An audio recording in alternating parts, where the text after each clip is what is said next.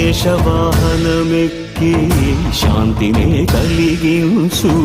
చిన్న శేషుని ఎక్కి చింతలను పోకార్చు శేషవాహనమెక్కి శాంతినే కలిగించు